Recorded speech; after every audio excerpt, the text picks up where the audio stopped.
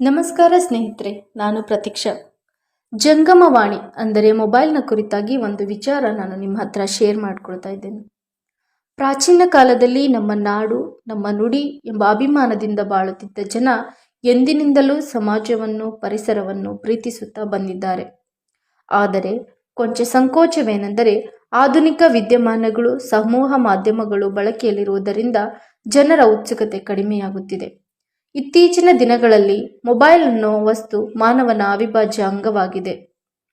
ಹೇಗೆಂದರೆ ಅಪ್ಪ ಅಮ್ಮ, ಮನೆ, ಶಾಲೆ, ಊರು, ಕೇರಿ ಎಲ್ಲವನ್ನೂ ಬಿಟ್ಟು, ಜೊತೆಗೆ ಊಟ, ನಿದ್ರೆ, ಆಟ ಇದೆಲ್ಲವನ್ನೂ ಬಿಟ್ಟು ಇರು ಎಂದರೆ ಇರಬಹುದು.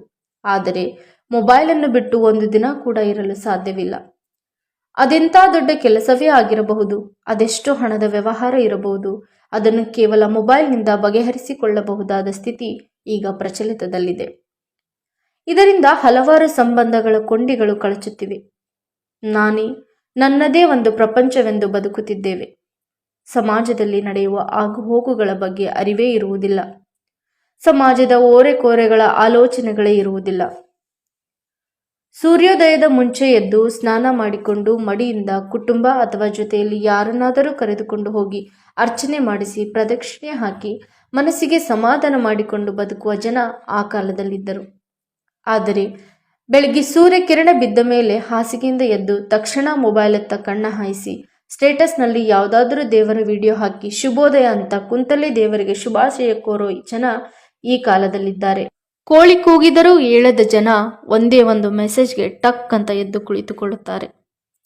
ಇದ್ರೆ ಮನೆ, ಹೋದ್ರೆ ಕೆಲಸ ಅಂತ ಯಾವಾಗಲೂ ಬ್ಯುಸಿಯಾಗಿರೋ ಈ ಕಾಲದಲ್ಲಿ ಭಾವನೆಗೆ ಬೆಲೆ ಇಲ್ಲ. ಬೇಜಾರಾದ್ರೂ, ಖುಷಿಯಾದ್ರೂ, ಗೆದ್ರೂ, ಸೋತ್ರೂ ಹಂಚಿಕೊಳ್ಳೋದಕ್ಕೆ ಇಂದು ಜನ ಬೇಕಾಗಿಲ್ಲ. ಫೇಸ್ಬುಕ್, ವಾಟ್ಸಪ್, ಮೆಸೆಂಜರ್, ಇನ್ಸ್ಟಾಗ್ರಾಮ್ ಮತ್ತು ಟ್ವಿಟರ್ ಸಾಕು. ಆಟ ಆಡೋದಕ್ಕೆ ಮೈದಾನ ಬೇಕಿಲ್ಲ, ಮೊಬೈಲ್ ಇದ್ರೆ ಸಾಕು. ಹೀಗಿದ್ದ ಮೇಲೆ ಯಾರ ಭಾವನೆ ಯಾರಿಗೆ ಅರ್ಥವಾಗುತ್ತದೆ? ಕಾಂಕ್ರೀಟ್ ಗೋಡೆಗಳ ಮಧ್ಯೆ, ಯಂತ್ರಗಳ ಮಧ್ಯೆ ಕಳೆದು ಹೋದ ಭಾವನೆಗಳನ್ನು ಹುಡುಕಿದರೆ ಏನು ಪ್ರಯೋಜನ? ಒಂದರ ಮೇಲೊಂದು ಅವಲಂಬಿತವಾಗಿರುವ ಈ ಭೂಮಿಯಲ್ಲಿ ಅಳಿವಿಗೂ ಮತ್ತು ಉಳಿವಿಗೂ ಮನುಷ್ಯನೇ ಕಾರಣ. ಹೇಗೆಂದರೆ ಉದಾಹರಣೆಗೆ ಒಬ್ಬ ಮನುಷ್ಯ ಮನೆಯಿಂದ ಹೊರಗಡೆ ಬಂದ ಮೇಲೆ ವಾತಾವರಣದ ಅರಿವಾಗುವುದು. ಕುಳಿತುಕೊಳ್ಳಲು ನೆರಳು ಮತ್ತು ತಂಪಾದ ಗಾಳಿ ಬಯಸುವುದು ಸಹಜ. ಆದರೆ ಮರಗಿಡಗಳನ್ನು ಕಡಿದು ಫ್ಯಾನ್, ಏರ್ ಕೂಲರ್ಗಳಂತಹ ವಸ್ತುಗಳನ್ನು ಬಳಸುತ್ತಾರೆ.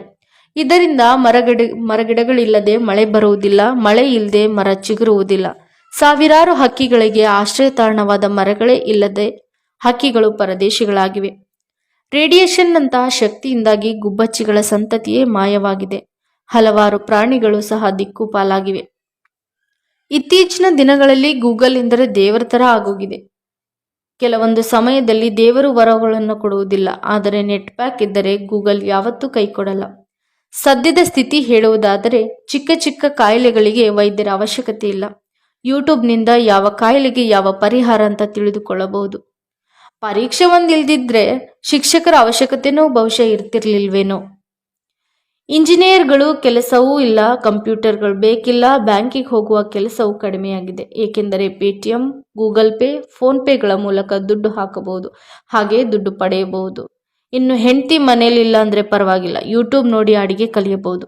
ಇಷ್ಟೆಲ್ಲ ಸೌಲಭ್ಯಗಳಿದ್ದರೂ ಮನಸ್ಸಿಗೆ ನೆಮ್ಮದಿ ಇಲ್ಲ. ಮನಸ್ಸುಗಳು ಒಡೆದು ಹೋಗುತ್ತಿವೆ. ಎಷ್ಟೋ ಸಂಬಂಧಗಳಿಗೆ ಬೆಂಕಿ ಬೀಳುತ್ತಿದೆ. ಬ್ಲೂವೆಲ್ನಂತಹ ಗೇಮ್ಸ್, ಟಿಕ್ಟಾಕ್ನಂತಹ ಆ್ಯಪ್ಗಳಿಂದ ಸುಮಾರು ಮಕ್ಕಳು ಜೀವ ಕಳೆದುಕೊಂಡಿದ್ದಾರೆ. ಅವಸರವೇ ಅಪಘಾತಕ್ಕೆ ಅನ್ನೋ ಹಾಗೆ ತುಂಬಾನೇ ವೇಗವಾಗಿರುವ ಈ ಯುಗದಲ್ಲಿ ಮುಂದೆ ಇನ್ನೇನಾಗುತ್ತೋ ಕಾದು ನೋಡಬೇಕಾಗಿದೆ. Thank you friends, keep supporting me. ಮತ್ತೊಂದು ವಿಚಾರದೊಂದಿಗೆ ಮತ್ತೆ ಸಿಗ್ತೀನಿ. ಅಲ್ಲಿವರೆಗೂ ಟೇಕ್ ಕೇರ್, ಬಾಯ್.